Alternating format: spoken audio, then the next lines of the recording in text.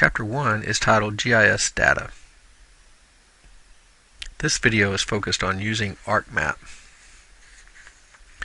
We need to understand some of the basic components of ArcMap: the table of contents, data frames, map scale, map display units, and toolbars.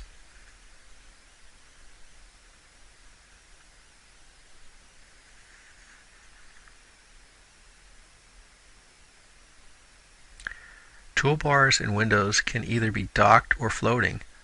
Windows and palettes can be set to auto hide or stay pinned open. The map document stores collections of linked data contained in data frames and formatted to display appropriate symbols and labels and page layouts for printing. Map documents will have a .mxd extension.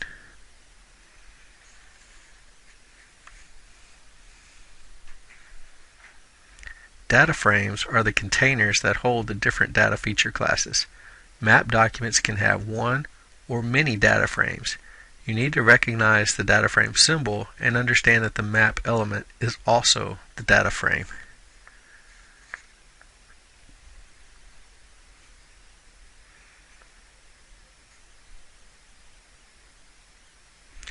Map documents can be viewed in Data View or Layout View.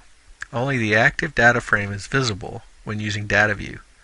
Layout View is used to design the page setup and add important map elements like legends, north arrows, and scale bars.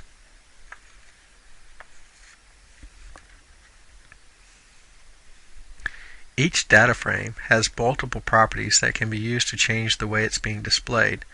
You can right-click a data frame from the table of contents and select Properties from the context menu, or double-click the data frame itself to access the Properties dialog box.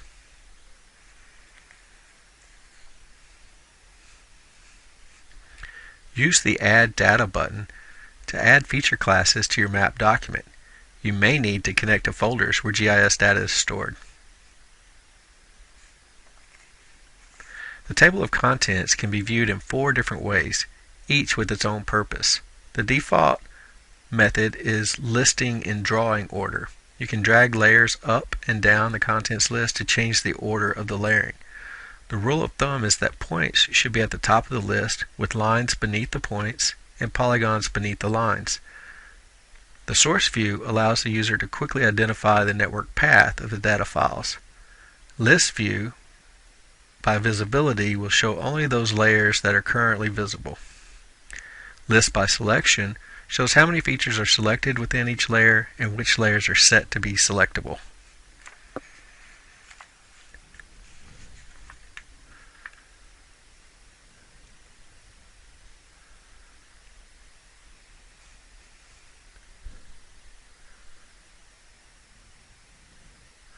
The Find Feature tool lets you quickly query the attribute table for keywords.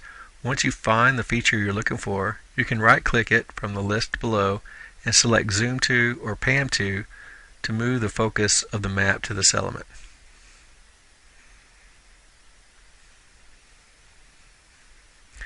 The Measure tool can be used to measure lengths or areas.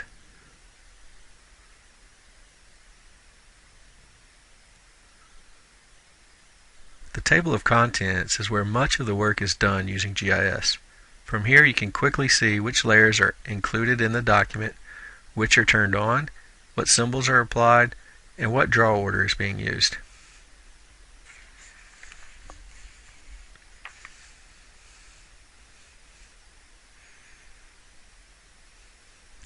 The Identify tool allows you to quickly view all the attributes for any feature that you select.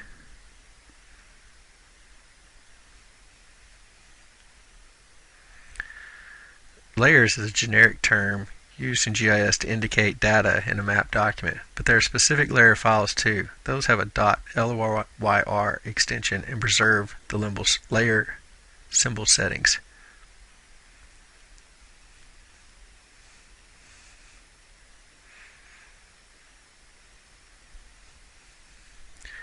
You can group layers together.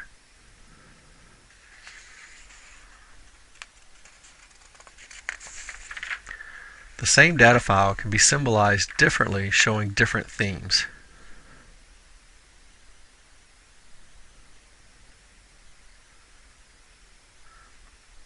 Layer files store the current symbols and layer label properties to be used in other map documents. Notice the symbol for the US map.lyr, the yellow diamonds.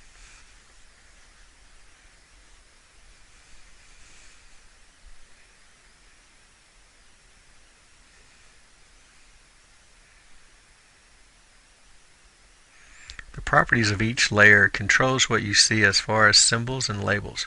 You can right-click a layer in the table of contents and pick Properties, or double-click the layer in the table of contents to access the Properties dialog box.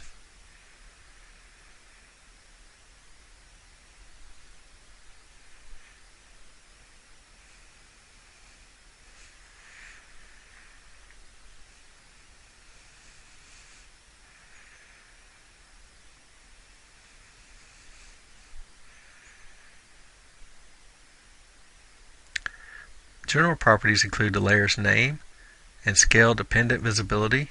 This allows you to leave items turned off until the scale is suitable for them to properly display on your map.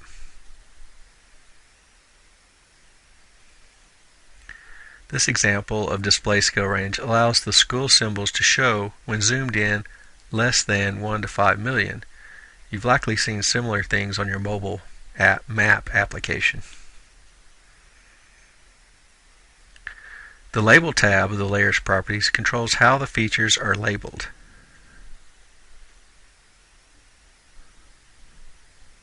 The Symbology tab of the Layers properties controls the symbols for each feature shown.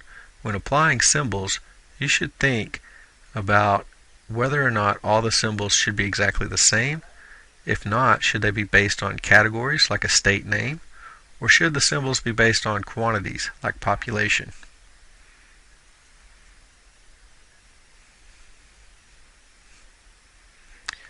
The Symbol selector allows you to apply a large variety of standardized symbols or create your own custom symbols.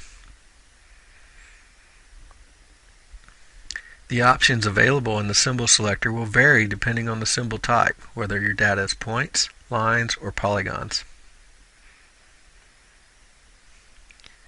After you have set the symbols and labels to display exactly the way you want, and you need to use this data in multiple map documents, you should save your settings as a layer file.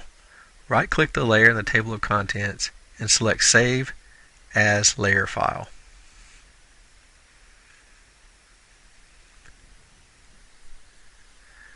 We've already mentioned that all GIS data has a coordinate system. ArcMap can overlay GIS data and properly display the data even when multiple coordinate systems are being used. This is called on-the-fly projection. Your map document stores data frames, and each data frame has a coordinate system assigned to it.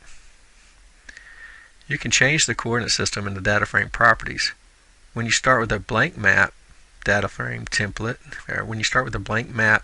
the data frame will inherit the coordinate system of the first data layer added to the map document. Projected coordinate systems are mathematical models that flatten the surface of the planet and use XY values in feet or meters to locate objects. Geographic coordinate systems use the angular measurements of latitude and longitude. Often you can learn how to complete a task by using the help documentation. It's always a good idea to try to figure something out before you ask for help. ArcGIS Online allows users to create maps using data stored on remote servers. This option requires a reliable internet connection. You should now be prepared to take Chapter 1 Part B quiz.